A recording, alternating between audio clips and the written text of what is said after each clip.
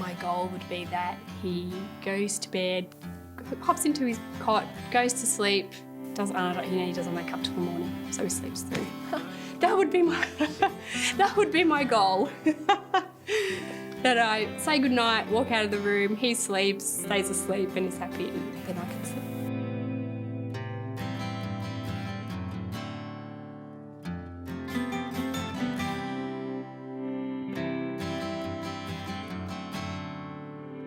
We know that sleep's very important for every member of the family, parents, siblings and babies and toddlers.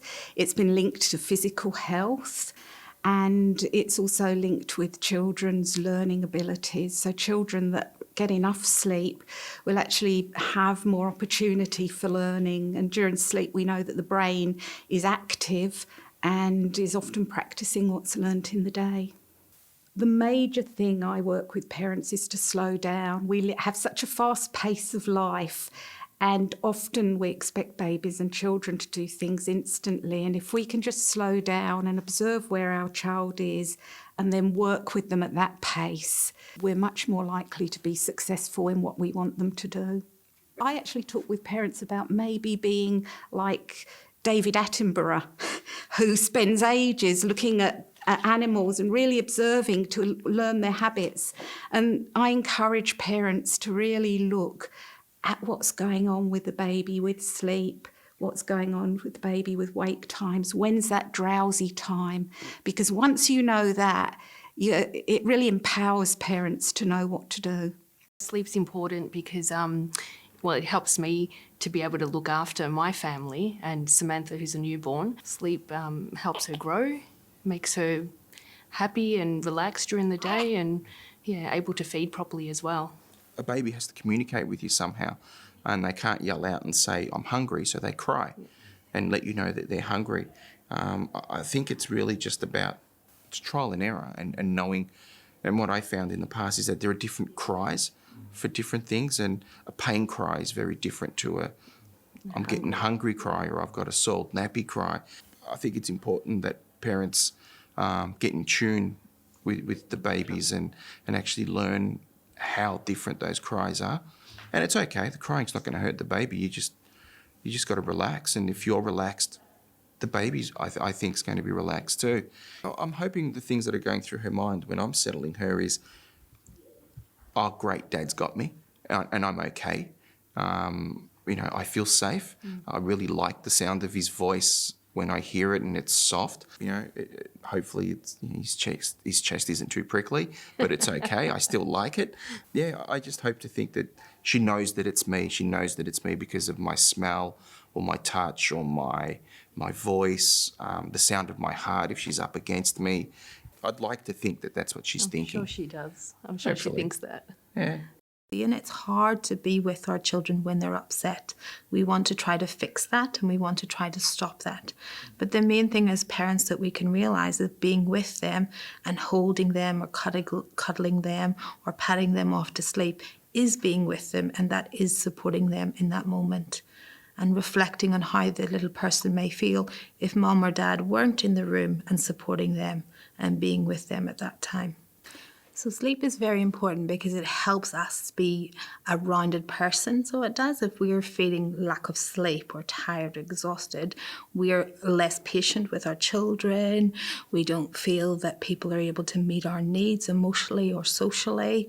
And it's harder for us to be able to see our little people and what they need and what they require at that time. I think the biggest challenge for us is just we got into a habit where we would go, oh, it's been 4 hours, he's probably hungry, let's feed him, instead of actively trying to resettle him, because he's at the point now where he only needs one feed at night.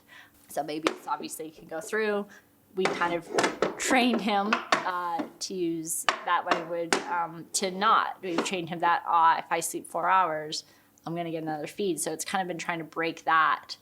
And it will take time, but we've now kind of got the confidence to go, look, if he gets up after his feed, we're just going to resettle him.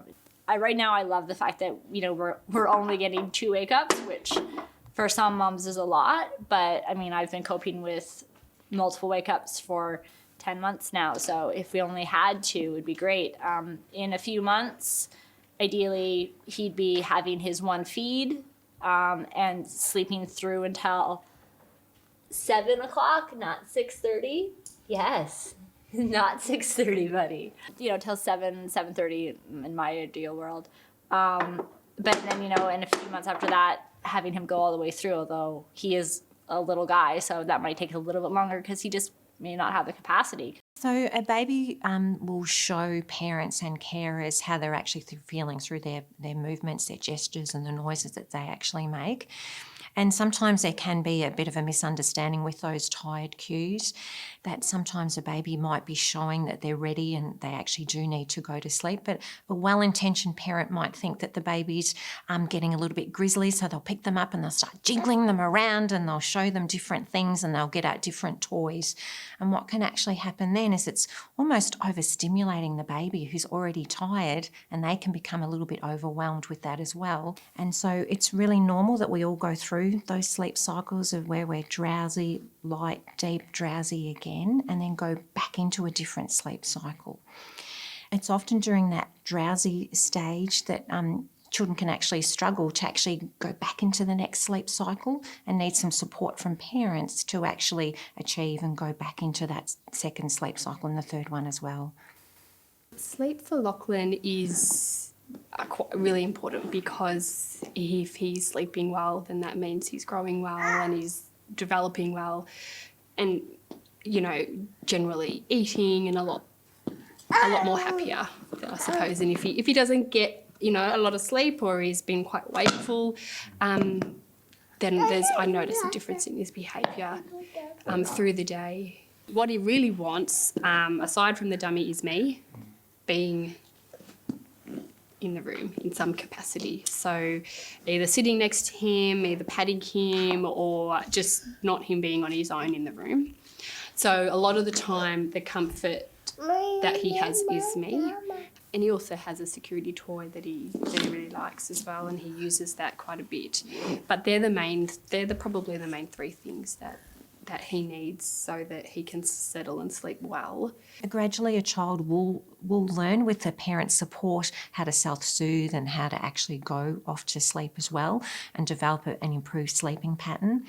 And then I think it's important that when the child does develop that improved sleep pattern, that parents know that children are able to adjust to different things. They don't always have to be in the same cot, in totally the same environment. It is important to get out and about and do things as well, because sometimes we see parents who think that they have to be home at a set time each day to make sure the child goes into the cot, that they're there for all the sleeps. It's okay. It's important to be flexible. It's important to get out and about. So, you know, if you've got something that you want to go to during the day, then, you know, you can actually have the child sleep in the pram. It's okay to do that. It's okay sometimes if they have a bit of a shorter sleep, if you're out and about and need to do things, because they can always have a bit of a longer sleep or get back into a bit of a pattern the next day or for that later sleep as well.